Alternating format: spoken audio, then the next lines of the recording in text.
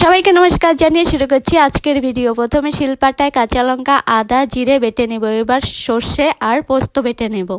যা যা লাগবে সব আমি রেডি করে নিয়েছি। এবার কড়াইয়ে সর্ষের তেল দিয়ে আগের থেকে মাখিয়ে রাখা লবণ হলুদ দিয়ে রুই মাছটা ভেজে নেব। মাছ ভাজি হয়ে গেছে, মাছগুলো নামিয়ে নিয়ে কড়াইয়ে সর্ষের তেল দিয়ে দিব জিরে ফোড়নে।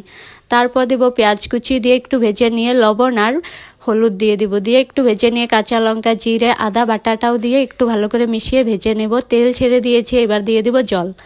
পরিমাণ মতো জল দিয়ে একটু জাল দিব 20 মিনিটের মতো। তারপর দিয়ে দিব কাঁচা লঙ্কা আর টমেটো।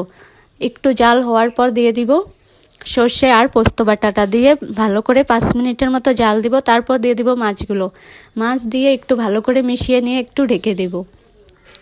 5 মিনিটের মতো আবার ঢাকনা দিয়ে জাল দেওয়ার পর এবার নামিয়ে ফেললেই কিন্তু হয়ে যাবে আজকে সুন্দর একটা কাঁচা লঙ্কা দিয়ে মাছের ঝাল। কেমন লাগলো কমেন্ট করে জানিও।